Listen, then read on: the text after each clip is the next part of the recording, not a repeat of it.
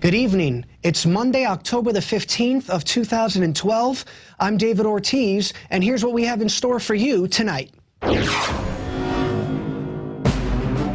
Tonight, Obama supporters threaten to riot if Mitt Romney wins the presidential election, raising the prospect of civil unrest if Obama fails to secure a second term. Then, an early morning SWAT team raid on an alleged meth house produced no meth lab or arrest, but instead left a 12-year-old girl badly burned by a flashbang grenade.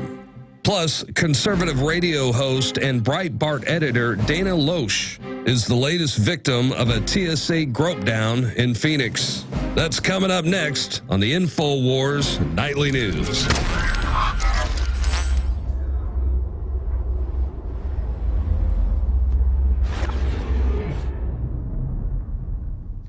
Welcome back. Well, a new study shows that global warming may not be occurring after all. According to the Daily Mail, a report was recently released by Met Office that shows that for the past 16 years, the world stopped getting warmer. That's according, again, to this report by Met Office. According to the Daily Mail, the figures, which have triggered debate among climate scientists, reveal that from the beginning of 1997 until August 2012, there was no discernible rise in aggregate global temperatures. This means that the plateau or pause in global warming has now lasted for about the same time as the previous period when temperatures rose, from 1980 to 1996. Before that, temperatures had been stable or declining for about 40 years. So there you have another report that says that the scientific community seems to be conflicted on this issue. This report is saying that temperatures haven't risen for quite a while, about 16 years. Yet don't tell that to the liberal left. Don't tell that to far-left comedian Bill Maher, who insists that if you don't believe in global warming, you're a dummy. Don't tell that to Al Gore, despite the fact that he's made over $100 million scaring the public. They keep on wanting to perpetrate this lie. However, once again, this report disputes that. Here's what is really concerning is that regardless of whether global warming is occurring or not, our politicians here at home are creating legislation to pass global taxes, global carbon taxes. Mitt Romney says he supports a global carbon tax. So does Barack Obama. So regardless of the news and the data that continues to come in, our politicians continue to push forward on this issue. In other news, in an article written today by Paul Joseph Watson on InfoWars.com, the headline reads, "New threats to riot if Obama loses election." According to the article, despite the issue receiving national media attention, Obama supporters continue to threaten to riot if Mitt Romney wins the presidential election, raising the prospect of civil unrest if Obama fails to secure a second term. The new threats continue to dominate Twitter, and the vast majority make no reference to the media's coverage of the issue over the last week, illustrating the fact that they are a legitimate expression of how many Obama voters plan to respond if Romney comes out on top. So there you go. You've got a report from Paul Joseph Watson that says the loving left, who's always claiming that other people are racist, threatening to riot, because that's really what's going to bring us together, isn't it, as a country? It's riots. And let's look at some of these Twitter posts and see what they say from the loving, not racist left. We got some right here that says, if Romney win, we should start a riot. Wow, if that doesn't say tolerance, I don't know what does. Let's go down to the next one. From Libby, if Romney becomes president, let's start a riot. Riot, riot, riot. It's Alex talked about it during his show today, how you hear that on the radio all the time in news pieces. Riot, that there's the possibility of a riot. But let's see another one of those Twitter posts. I heard Mitt Romney trying to take away food stamps. If he do, I'ma start a riot. I'ma start a riot. Now, I wonder what MSNBC would say, what the yuppies on MSNBC would say, what the poverty pimps would say if a hillbilly said that. If you had a bunch of hillbillies saying, if Obama wins, we need to start a riot. But of course, the left gets away with this all the time. And it's quite a shame. But, you know, they're always the one pushing racial politics. And as you can see, they're basically insinuating a lot of their supporters that a riot could very well be a possibility. What we need to do as people is not torch our communities, obviously, but focus on the people that have you on food stamps. And that's the globalists, that's the Federal Reserve, that's the bankers, that's the corporate bankers. And yes, both candidates are owned by the banks. President Barack Obama, one of his biggest donors, is the financial sector, as is Mitt Romney. So there, again, you have the loving liberal left, who, by the way, are not racist. You're the racist, insinuating that, you know, there might be riots if Romney wins. Now, look, I'm not a politically correct guy. I think there's nothing wrong with being candid. But if you're going to be not politically correct, then if a Tea Party person says, hey, listen, we got to get Obama out, you can't cry foul if that happens. So it's got to work both ways. And again, the continual theme of riots, you keep on hearing the public talking about that continuously. So let's hope that that doesn't happen. In other news, a new article out by The Guardian says that decriminalizing drug use is what experts say we should do. A 6-year study was conducted, and it says that decriminalizing drug use is what experts suggest should occur. The 6-year study of Britain's drug laws by leading scientists, police officers, academics, and experts has concluded it is time to reintroduce decriminalization. Well, no duh. We here at InfoWars have been talking about that for quite a long time. Let's read further down in the article. The report says their analysis of the evidence shows that existing drug policies struggle to make an impact and in some cases may make the problem worse. It absolutely makes the problem worse. We all know that the drug war is occurring. Because these narcotics are illegal. You don't see Corona gangs, you don't see Budweiser gangs, but you do see a lot of other gangs. And most of these gangs try to sell marijuana. Not only that, but it's just far less expensive to send these individuals to rehab as opposed to putting them in jail. You see countries like Portugal, Holland, the Czech Republic, who have decriminalized many, if not all, drugs, and drug usage has just plummeted. In Holland, they had a drug epidemic, a heroin epidemic, and they legalized heroin, and heroin use dropped by 50%.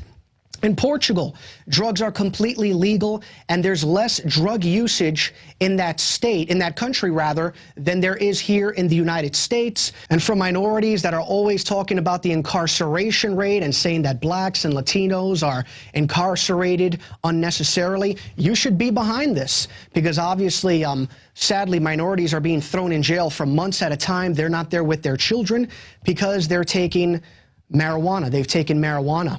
So let's hope that decriminalization does occur. Now, here in the United States, we're going to be talking about this in coming days.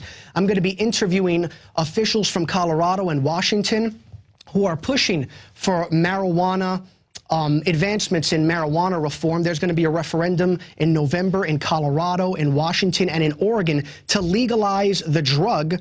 And there's a great chance it might happen. So decriminalization will likely be coming here to the United States. In coming days, I will be conducting an interview with some marijuana advocates. So stay tuned for that. And obviously, decriminalize. I personally don't do marijuana, but I think it's so narcissistic to tell another human being what to ingest. As long as you don't hurt another human being, you should be allowed to ingest whatever you want. That is my opinion. In other drug-related news, there was an article today on InfoWars.com, and the headline read, "Child suspended from school for kombucha in lunchbox."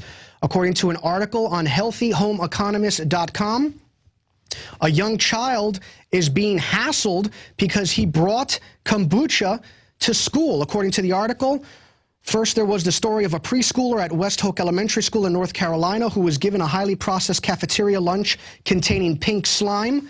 But now we have this scenario where police officers told a boy that the kombucha was illegal, that he brought to school, and very dangerous if he takes any medications, antibiotics, or anything.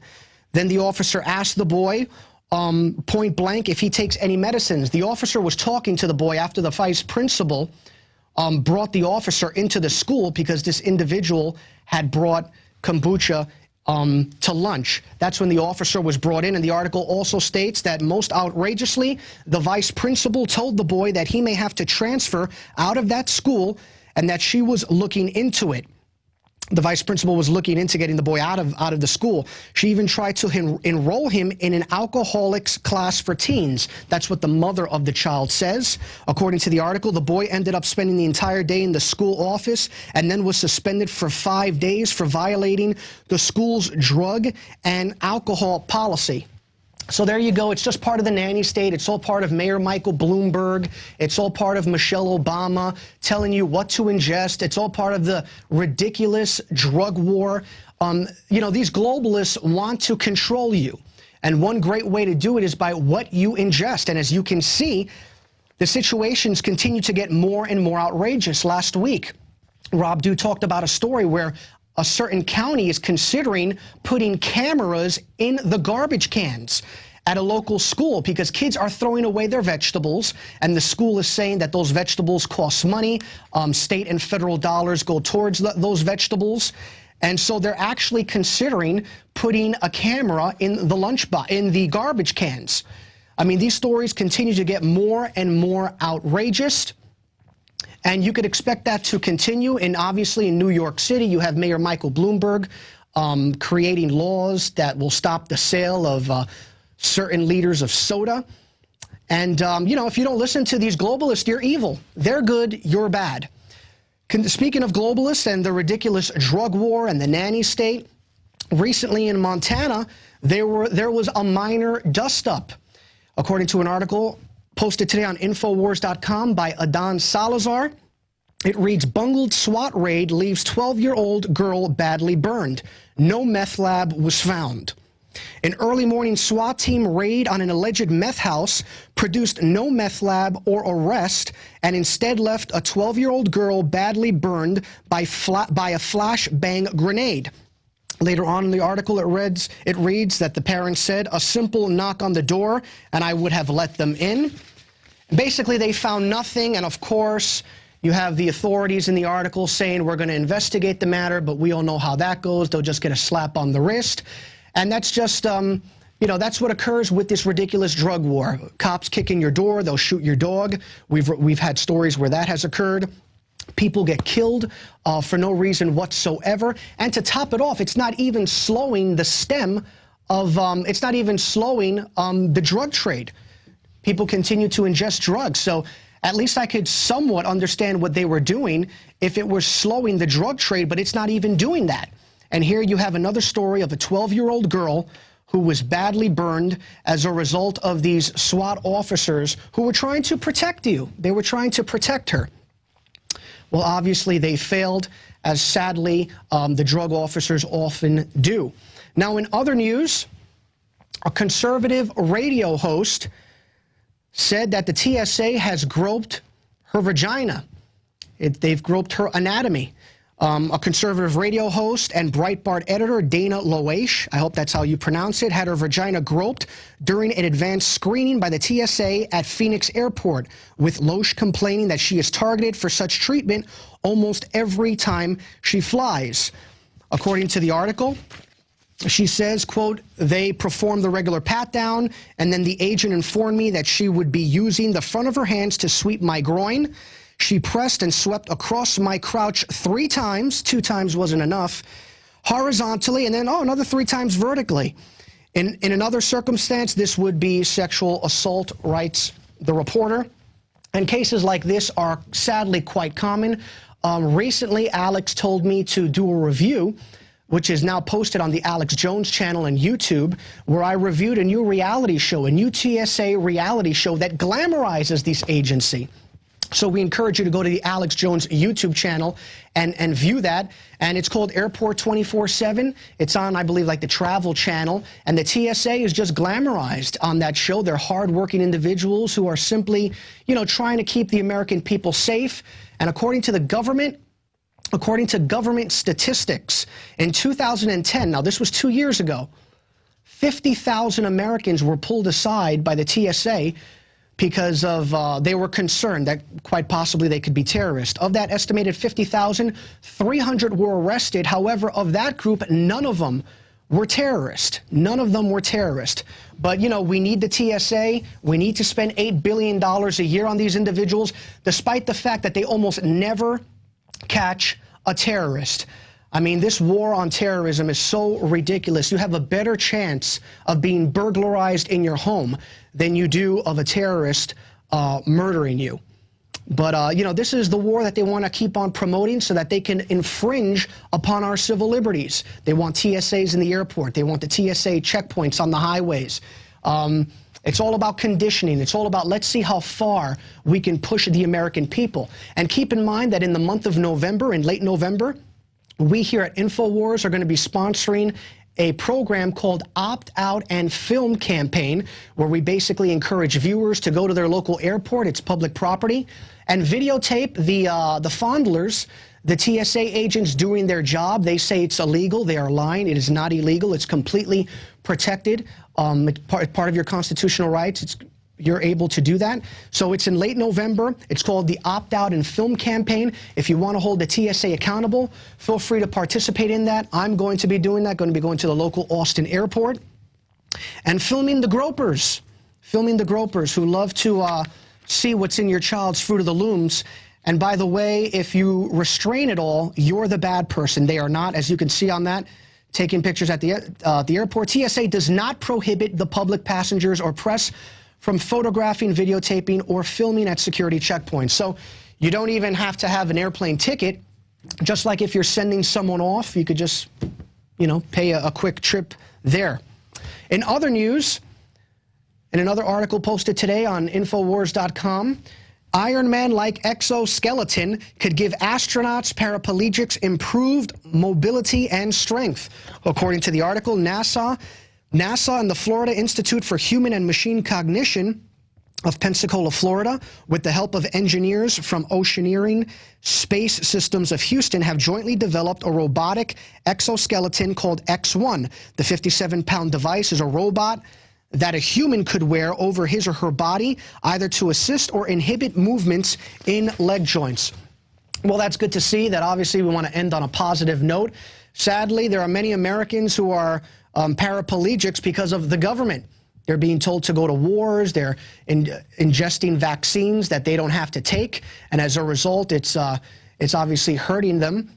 But this is obviously good news, and NASA has obviously come up with other technology that has helped the public. You have this. You have a machine for people who have herniated disc, which I've taken. It's called the DRX 9000. If you have a herniated disc, NASA helped with that. The GPS, a lot of people don't know, but the GPS was created, and NASA had a lot to do with that also. So it's good to see that hopefully in time, paraplegics will be able to walk again, and we hope that that comes into fruition. And we want to end with the quote of the day today, and it's by Henry Ford, the patriot Henry Ford, a capitalist. And here's what he has to say about marijuana.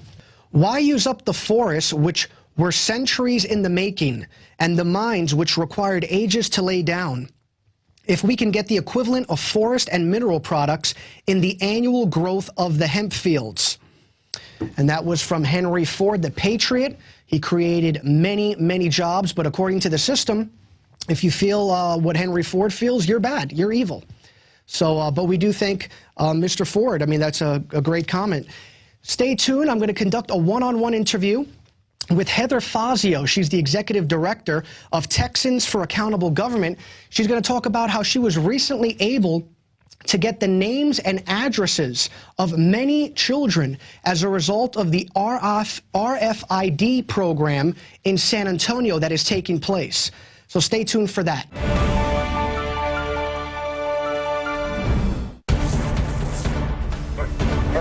appears as though something has happened in the motorcade route. Something, I repeat, has happened in the motorcade route. Who controls the past, controls the future. Who controls the present, controls the past. The death of bin Laden marks the most significant achievement to date in our nation's effort to defeat al-Qaeda. All you got to do is start looking around, start thinking for yourself, start investigating things, and you will see it all right there. So you have the power. Humanity has the power. We have the power. Do you want to fight? You better believe you got one. never tolerate outrageous conspiracy theories. As for me, give me liberty or give me death!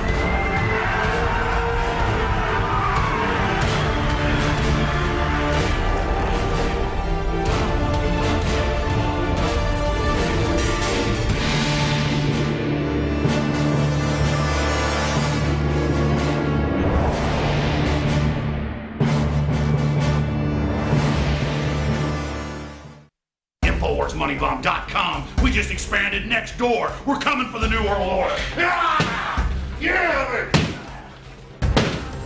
It's InfoWars Money Bomb 2012. 48 hours to change the world. Here's freedom. InfoWarsMoneyBomb.com to read our mission and to see the amazing roster of guests we've got lined up, sharing their insights on liberty and resistance to tyranny. I got involved in radio and TV as well as filmmaking 17 years ago because I didn't like the direction I saw our country and our world going in. The attacks on basic freedoms like the Second Amendment, the move towards collectivism and the nanny state. And over the last decade and a half, InfoWars.com and my radio show and the films have become really part of the core resistance to tyranny worldwide. It seems like yesterday, but it was more than 5 years ago that I was sitting in my small office of about 3,000 square feet and realized that we were already reaching millions of people a week and that we had a responsibility to expand our operations in the face of the globalist. It was listeners 5 years ago that demanded we have a money bomb and expand our operations. We've gone from less than 10 crew members to more than 50 today. 5 years ago, I was reaching about 3 million people a week. Now it's 15 million a week conservatively. Imagine what will happen if you just tell one person a day about InfoWars.com or our news reports that are online. Imagine what will happen if you donate just $5 or $10 to InfoWarsMoneyBomb.com and allow us to go to the next level and put the nightly news out on free-to-air satellite worldwide.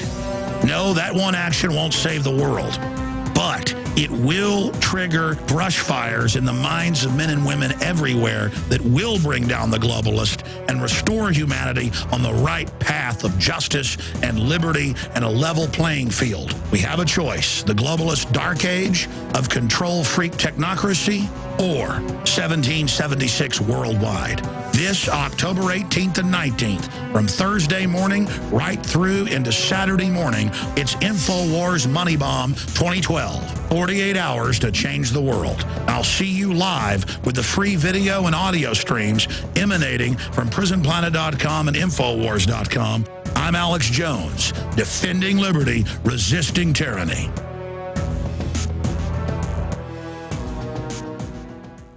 My friends, Alex Jones here with a very important announcement. We are launching a new salvo in the info war because there is a war on for your mind. You know that the globalists are trying to get everybody online and only online so they can control and surveil information and also erase books, videos, whatever they want to en masse. That's why we're launching our answer to the internet kill switch, InfoWars magazine. The first issue, we printed over 90,000 copies of the September issue, and it sold out in less than 2 days. So get your copy of the new technocratic elite issue today before it sells out. Again, we cover from the technocratic social engineers' own words, their own admissions, their plan to take over our society and replace us with robots. But we don't just stop with the rise of the robots and the end of humanity, or will humanity survive the singularity? We get into the government buying now 1.6 billion bullets against the American people. We get into Big Sis's surveillance of this magazine and my website, InfoWars.com. We cover QE3 and what hyperinflation means to you and your family. Whatever you do, don't look back later and wish that you would have taken action. Take action now. People have never been more ready for this information. People have never been this hungry, starving for the truth. And it is contained in the new issue of InfoWars magazine. This is a time capsule. It is so important we get it out to everyone. If you subscribe now for 12 issues, we will give you the first issue absolutely free. So that's 13 issues for our 13 colonies. part of restoring the spirit of 1776 worldwide. Again, go to InfoWarsStore.com and order 10 packs, up to 100 packs at cost, and give them out to people in your area. The response last month was incredible. People are hungry to actually hold this information in their hands. You can also subscribe and get 12 issues delivered to your door and get the first inaugural issue free. I'm Alex Jones, thanking all of you for your support and making our operation a huge success.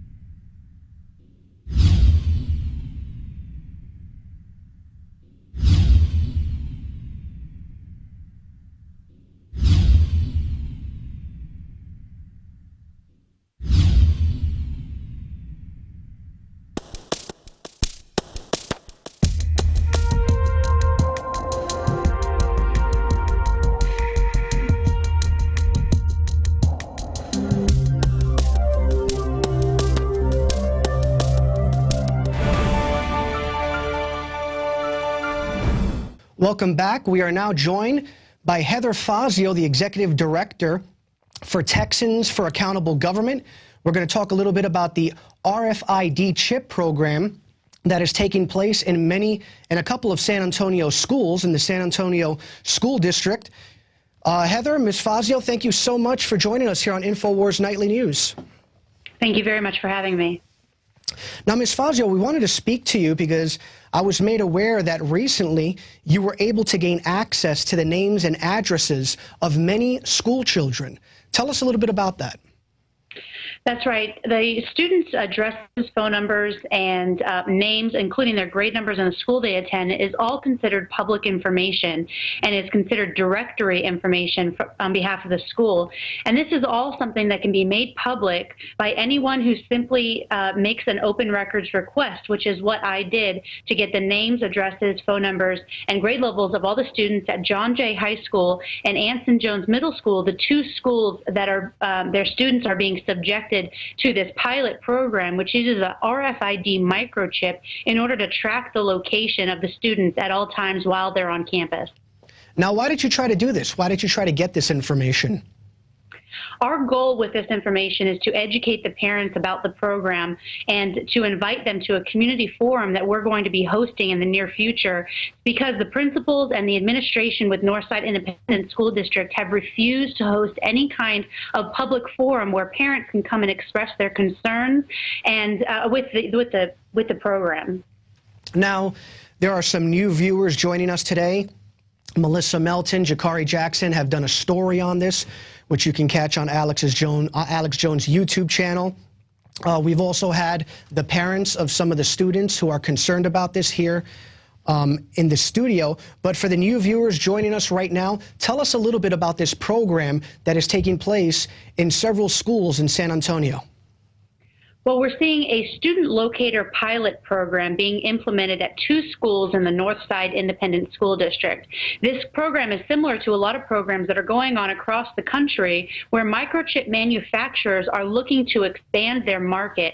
And so they're selling these pieces of technology as a way for schools to collect more money because they are looking at our children as inventory. That's what this technology was originally used for. Now, here in San Antonio, Wade Garcia and Associates is the manufacturer of the microchip, and they have been lobbying the school district to bring this program on because they stand to make millions of dollars by the implementation of this. And they say that it's going to get the attendance records up so that they get more money from the schools, when in reality, all they would need is administrators and people that are the adults on campus to be paying attention to where students are at 9:30 or whatever the time is when attendance is taken. Now, it seems like a pretty ridiculous reason as to why they're doing this. But again, what is their justification for this? They're saying this will allow students to increase their attendance. Why are they doing this again? Well, they'll say that students are sometimes in the gym or in the library or maybe in the nurse's office when attendance is counted, and then the school does not get the dollars, the $35 per student that it should, because the student is somewhere else on campus. Now, this could easily be fixed with an administration that is alert and aware to where children are at the time that attendance is supposed to be taken. Now, they'll tell us every trick in the book. The first thing that they have listed on their website, if you go to nisd.net/student locator, they have a nice fluffy website there with all the information. And of course, the number one thing is to keep students safe. Now, how many times have we heard that we have to sacrifice our privacy rights in order for security? We've been hearing this, we've been bombarded with this message, this nonsense since 9/11, and now we're seeing it implemented at our schools in order for them to track our children like cattle. And it's going to take the parents and the community in San Antonio coming together in order to stand up against this program, and we can knock it out here in San Antonio, and we don't have to worry about it throughout the rest of Texas. Now, I actually have two nephews in the San Antonio school district, and they happen to go to one of those schools. And I was recently talking to them, asking them what do they think about this program. You know, like 12-year-olds, they were a little bit out of it. But one of my nephews told me, well, I just throw it away. He's actually an honor roll student, you know, so this is not some rebel. He goes, well, I just throw it away, and they really haven't bothered me. But from what I understand recently, I don't know if you heard this story, a student threw her little tracker away. She was about 15 miles away from the school. And, you know, the next day, school officials handed the chip back to her and said, don't lose this or else. I mean, just talk about complete tyranny. Have you heard about that story? I did hear about that story briefly, and it looks like if the students don't wear their badges or if they say that they've lost them, it's a $15 charge that the parents are going to have to pay at the end of the school year. And they're tying these children's education to their compliance with this program. And we've seen Andrea Hernandez and her father, Stephen, going through the proper grievance process with Northside, and they filed their level 1 complaint, and they've been received with a relief as far as one of their complaints. Andrea has been told that she does not have to wear the chip. She has to wear a dummy badge, so it looks like she's supporting the program. But they would not stop the program based on religious beliefs. Now, the Hernandez family is taking it to level 2. They now have a lawyer out of Baytown who's representing them and is going to help to make sure that they get everything filed properly and that everyone knows what kind of civil rights violation is being perpetrated upon them, and not to mention the health and privacy risks of all the other students at the school. Now, I mean, does this open the door for child molesters to track down these children?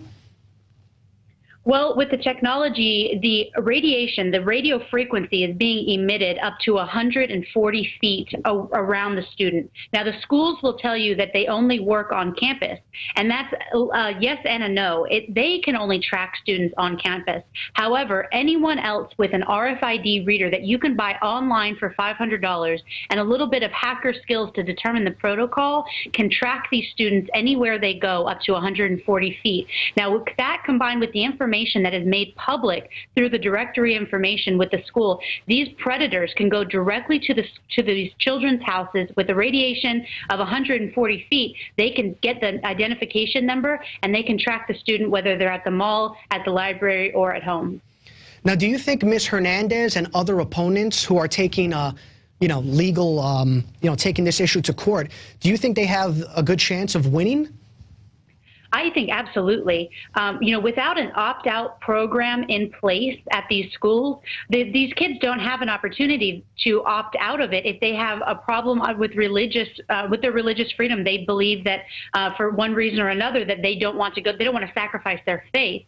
And then also, if there's a health risk, there are possible health risks associated with this, and these students are being constantly bombarded by these radio frequencies, and this is all experimental technology. Our students should never be treated as guinea pigs with experimental technology. Now, are there a lot of opponents? Are a lot of the individuals in the school system, are a lot of parents voicing their concerns over this program, or are they just like zombies just saying, yeah, chip me, it's okay?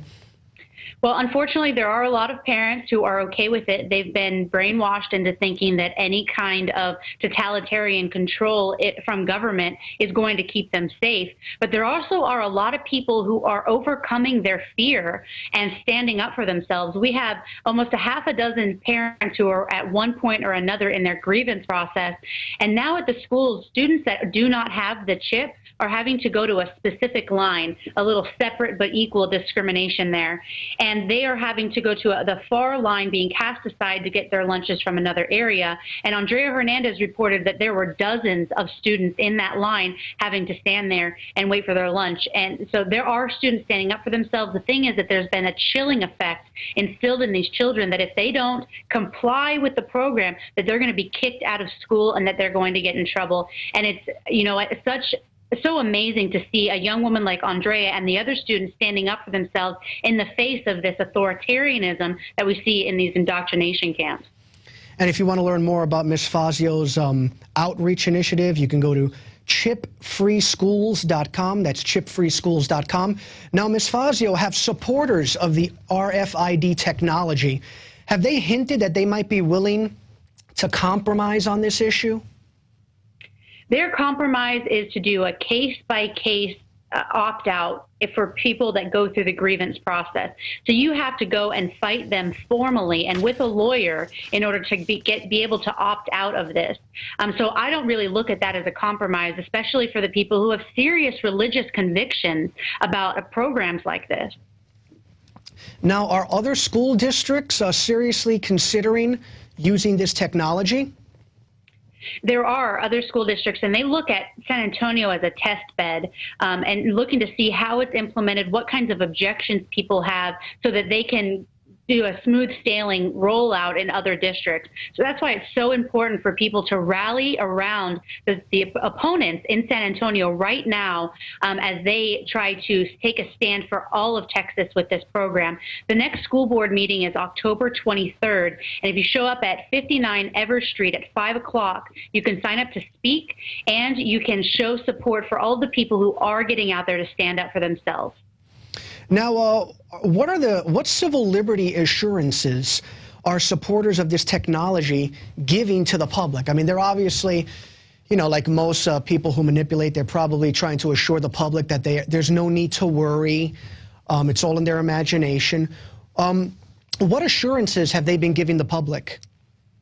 None that I'm willing to buy. You know, on their website, they'll say that it would take a very advanced hacker to be able to get into this information. And they were basically releasing the liability and putting it onto the school district instead of the actual manufacturer of the products, saying that these students are as safe as all of the firewalls that we as a school district have put up to protect them. So they're basically saying there is no way that we can protect you, but there's no way that we can really protect you from anything. But we have done our best to try to make sure that hackers can't get into it. But we all know that that's not true. If somebody wants to manipulate this technology to take advantage of a child, they are going to do that. And we are going to see students being made victim because of the use of this technology. Now, from a cost analysis perspective, how much will this chip technology program cost the city? From what I understand, the technology can actually be bought.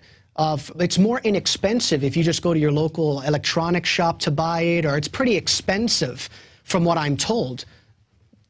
That's right. But the company, Wade Garcia and Associates, is cutting us a break because he knows that if he lets us just get it for $500,000 now to set it up and a little bit of maintenance, that he's going to make millions of dollars on the back end with the money that they're going to bring in.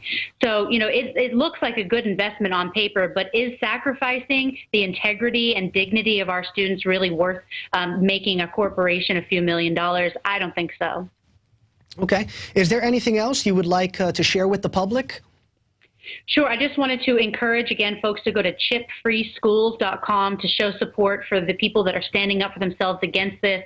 The next board meeting is October 23rd, and we need as many people to come as possible to show support. You don't have to sign up to speak, but if you'd like to, get there by 5 so that you can get your name on the list and you can let the Northside Independent School District know where you stand on children being chipped like cattle. Again, Chip Free Schools is the website. Please donate if you can't make it on the 23rd. We've raised $3,500 of our $5,000 goal. We're on our way to be able to send mailers to these parents to organize a community forum so that they can discuss the potential risks associated with this program and putting a stop to this in San Antonio so we don't have to deal with it in other cities in Texas and across the country. Well, Ms. Fazio, thank you so much for your time. Thank you for your efforts. You're a true patriot. You're going head to head against a globalist, and we really appreciate that. Best of luck. Yes, thank you very much, and thank you for your attention to this important issue. And thank you, Ms. Fazio, for joining us today. And we also want to thank We Are Change San Antonio and We Are Change Texas Hill Country, who have helped Mrs. Fazio with her efforts very much so. They've collected signatures for petitions. They are true patriots. Again, We Are Change San Antonio and We Are Change Texas Hill Country. Thank you for the honorable work that you do. And remember to tune in to our Money Bomb later on this week. It's going to be taking place on Thursday and Friday, the 18th and 19th of October. It's going to be 48 hours. It's going to help fund our operation. Alex is going to be talking for hours. I mean, he's just going to be on fire. He's really going to roll up his sleeves during this Money Bomb. And throughout the marathon, you're going to have different reporters hosting and manning the fort. Dan Badandi is going to have a show. Jakari Jackson's going to be on for about an hour or two. I'm going to be on. I'm going to have some guests. Melissa Melton's going to be on. It's just literally going to be info warriors uniting to spread the message. So tune in for the 48-hour Money Bomb. It's actually a little bit longer than 48 hours. No, I take that back. It's 48 hours. It's a 2-day Money Bomb. And, we're not funded here by George Soros. We're not funded by big pharma companies. We're funded by you, the viewer. And remember, another way to help us out with our outreach is by becoming a member of PrisonPlanet.tv. It's less than $6 a month. You'll get access to a lot of programming. You'll be able to see Alex's radio show during the day. You'll be able to see the InfoWars Nightly News in its entirety. You'll be able to see a lot of documentaries in high definition, free ebooks. And it really helps fund our operation. Alex has taken this operation to the next level. He has expanded the team, and he's going to continue doing so. And we thank you so much for that. And we here at InfoWars, we're not all about doom and gloom. So I'd like to take this brief moment to wish my father, David Ortiz Sr. from New Jersey, a happy 63rd birthday. You are a true patriot, and I thank you for putting this info warrior in the world. Happy 63rd birthday, Pa. I love you dearly. And for everyone else, have a wonderful, wonderful evening. And remember, tune in tomorrow night. God bless.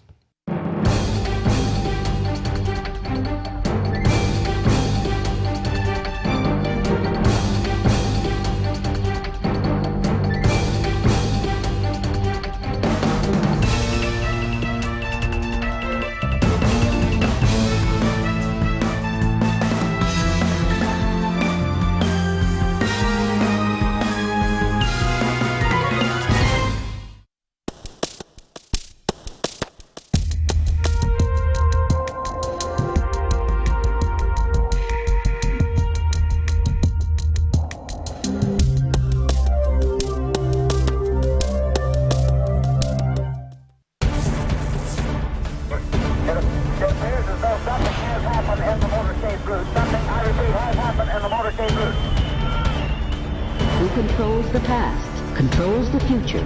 Who controls the present, controls the past. The death of bin Laden marks the most significant achievement to date in our nation's effort to defeat al-Qaeda. All you got to do is start looking around, start thinking for yourself, start investigating things, and you will see it all right there. So you have the power. Humanity has the power. We have the power. Do you want to fight? You better believe you got one! Let us never tolerate outrageous conspiracy theories. As for me, give me liberty or give me death!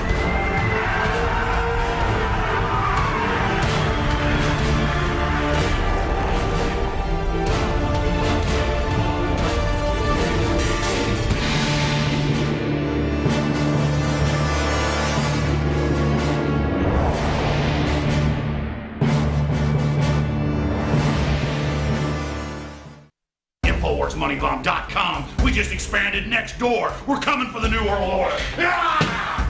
Yeah! It's InfoWars Money Bomb 2012. 48 hours to change the world. Here's freedom. InfoWarsMoneyBomb.com to read our mission and to see the amazing roster of guests we've got lined up, sharing their insights on liberty and resistance to tyranny. I got involved in radio and TV as well as filmmaking 17 years ago because I didn't like the direction I saw our country and our world going in. The attacks on basic freedoms like the Second Amendment, the move towards collectivism in the nanny state. And over the last decade and a half, InfoWars.com and my radio show and the films have become really part of the core resistance to tyranny worldwide. It seems like yesterday, but it was more than 5 years ago that I was sitting in my small office of about 3,000 square feet and realized that we were already reaching millions of people a week and that we had a responsibility to expand our operations in the face of the globalist. It was listeners 5 years ago that demanded we have a money bomb and expand our operations. We've gone from less than 10 crew members to more than 50 today. 5 years ago, I was reaching about 3 million people a week. Now it's 15 million a week conservatively. Imagine what will happen if you just tell one person a day about InfoWars.com or our news reports that are online. Imagine what will happen if you donate just $5 or $10 to InfoWarsMoneyBomb.com and allow us to go to the next level and put the nightly news out on free-to-air satellite worldwide. No, that one action won't save the world, but it will trigger brush fires in the minds of men and women everywhere that will bring down the globalist and restore humanity on the right path of justice and liberty and a level playing field. We have a choice: the globalist dark age of control freak technocracy or 1776 worldwide. This October 18th and 19th, from Thursday morning right through into Saturday morning, it's InfoWars Money Bomb 2012. 48 hours to change the world. I'll see you live with the free video and audio streams emanating from PrisonPlanet.com and InfoWars.com.